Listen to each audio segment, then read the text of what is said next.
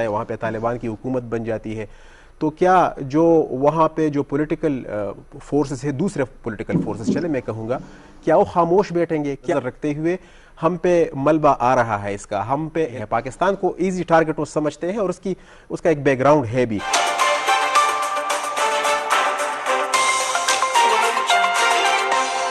اس حکمت عملی کی وجوہات آپ کو کیا لگتی ہیں؟ جی بہت شکریہ ڈاکٹر صاحب۔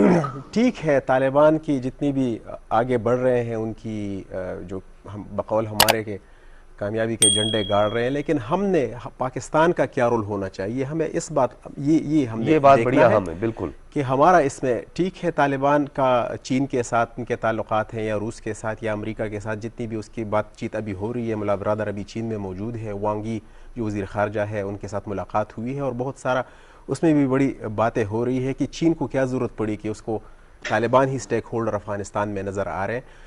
ہمیں یہ دیکھنا ہے کہ ہم نے کس سے بات کرنی ہے۔ افغانستان میں طالبان ایک حقیقت ہے، اس میں کوئی دو رائے نہیں ہے، لیکن وہاں اشرف غنی گورنمنٹ وہ بھی ایک حقیقت ہے۔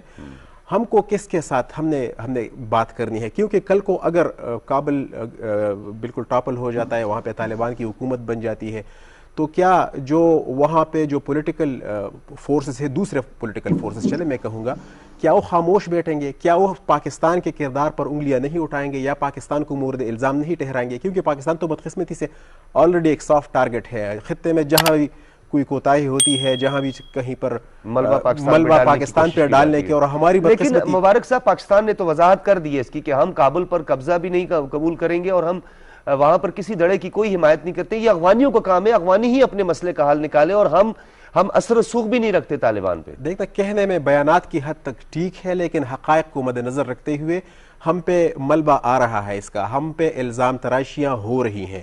میری آج بھی کابل میں مختلف صحافیوں سے میری بات ہوئی ہے، اور وہ کہتے ہیں کہ جتنا بھی جو کچھ ہو رہا ہے پاکستان اس سے بری ذمہ نہیں ہے، پاکستان کو ایزی ٹارگٹ وہ سمجھتے ہیں اور اس کا ایک بیک گراؤنڈ ہے بھی، تو لہٰذا پاکستان کو اس موقع پہ دیکھنا چاہیے کہ ہم اگر آج پی ٹی وی پر بیٹھ کر یہ بات کر رہے ہیں کہ طالبان ہی سٹیک ہولڈر سے اور طالبان ہی آگے بڑھ رہے ہیں، تو ہمیں چاہیے کہ جو دوسری پولیٹیکل فورس ہے، اشرف غنی گورنمنٹ ہے، عبداللہ ہے، دوسری جماعتیں ہیں، ان کے ساتھ بھی تھوڑے سے مراسم ہم بڑھائیں اور ان کو اعتماد میں لیں، کیونکہ وہی پولیٹیکل فورس جس کو دنیا بھر میں اس کی پذیرائی ملتی ہے۔ امریکہ نے تو بہت گند کر دیا ہے، میں آنیسٹلی میں بتا رہا ہوں، امریکہ نے ٹھیک ہے 2001 میں، لیکن مبارک علی یہ ویتنام والی حکمت عملی اپنائی گئی ہے، فوری طور پر جو ہے وہ افغانستان جیسے انخلا کیا گیا امریکہ کا جو ہے ویتنام سے، اسی طرح افغانستان سے فوری طور پر انخلا جو ہے وہ آپ بالکل ٹھیک کہہ رہے ہیں، اس سے مسائل بڑھ رہے ہیں۔ نہیں فوری طور پر تو نہیں کہہ سکتے ڈاکٹر صاحب، یہ تو کہ 2001 میں آئے،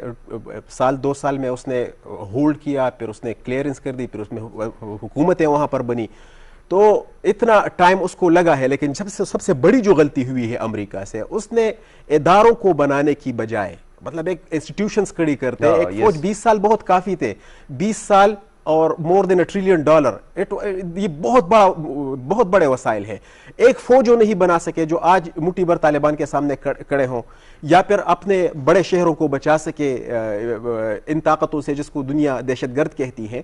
ٹھیک ہے، طالبان آپ نہیں کہہ سکتے کہ ایک گروپ دہشت گرد ہو سکتا ہے، ایک چند افراد دہشت گرد ہو سکتے ہیں، ہزاروں افراد دہشت گرد ہو سکتے ہیں، لیکن لاکھوں کی تعداد میں جب ہو جائے اور پورے قومیں ہو جائیں طالبان، تو اس کو پھر آپ دہشت گرد نہیں کہہ سکتے۔ تو اس کو کنٹین رکھنے کے لیے آپ نے ایک اچھی فوج نہیں بنائی ان 20 سالوں میں، اتنے ڈالر خرچ کر کے، more than $1 trillion again oil سے، کہ اتنے وسائل خرچ کرنے کے باوجود آپ نے اگر ایک اچھی فوج نہیں بنائی، ادارے آپ نے کھڑے نہیں کیے، آپ نے جمہوریت کو صحیح طور پر پنپنے نہیں دیا، اپنی مرضی کے لوگوں کو ادھر ادھر کرتے رہے ہیں، اور پھر آل آف اے سڈن جاتے ہوئے بھی دوحہ میں آپ جو وہاں پہ کابل میں جو الیکٹڈ گورنمنٹ ہے اس سے بات کرنے کی بجائے آپ نے طالبان کے ساتھ بات چیت کر کے اب پورے افغانستان کو ان کی جولی میں ڈال دیا۔ اب آپ کہتے ہیں کہ ان کو اب افغانستان سے آپ کہتے ہیں اور پاکستان سے آپ کہتے ہیں کہ آپ اس گند کو آپ سنبھالیں، ٹھیک ہے، اور ہم جا رہے ہیں، تو دس از ناٹ دا وے۔ امریکہ کی غلطیاں ہیں، اور افغانوں کو بھی ایک بات سمجھنی چاہیے کہ ہر چیز کا ملبہ پاکستان پر ڈالنے کی بجائے حقائق کو دیکھیں کہ حقائق کیا ہیں۔ اگر تو آپ حقائق سے پہلو تہی کریں گے تو اس سے مسائل مزید الجھیں گے۔ بالکل ٹھیک ہے۔ جی جنرل صاحب کیا کہیں گے؟ مبارک علی صاحب جس طرح کہہ رہے ہیں کہ دیگر جو سٹیک ہولڈرز ہیں ان سٹیک ہولڈرز کو بھی آن بورڈ لینے کی ضرورت تھی، امریکہ نے جو ہے یک طرفہ طور پر جو ہے وہ وڈرال بھی کیا، اور طالبان کو ہی انہوں نے جو ہے وہ سر فہرست رکھا، اور جو 20 سال جو کارکردگی رہی اور جو افغان فورسز کو ویل اکوپڈ کرنا تھا، ویل ٹرینڈ کرنا تھا، وہ دعوے تو دھرے کے دھرے رہ گئے.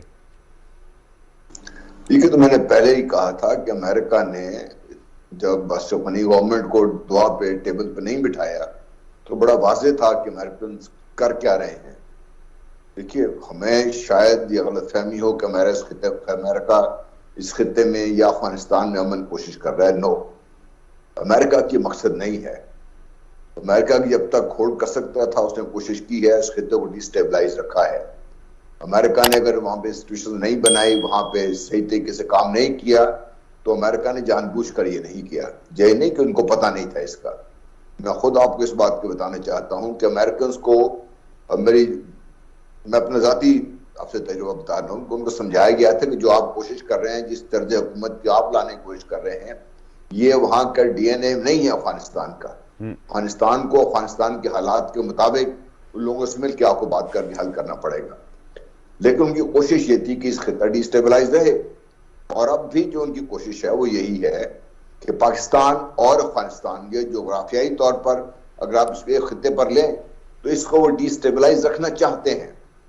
اگر اس خطے سے اسٹیبلٹی آ جاتی اس خطے میں، افغانستان اور پاکستان سیٹل ہو جاتے ہیں، اور جو کنیکٹیوٹی کا جو کام چل رہا ہے اس وقت east to east, one belt one road کی جو بات آپ کر رہے ہیں، افغانستان کے تھرو جب ٹرانزٹ ٹریڈ وغیرہ شروع ہو جائے گا، سنٹرل ایشین ریپبلکس لنکس ہو جائیں گی، اور جو کیسپین سی کی ریسورسز ہیں، کیونکہ ہم تو پاکستان میں اتنا غور نہیں کرتے، روس نے چند سال پہلے اس کے بھی معاہدہ کرا کے وہ ریسورسز بھی ایکسپلائٹ ہونے کی تیار ہیں.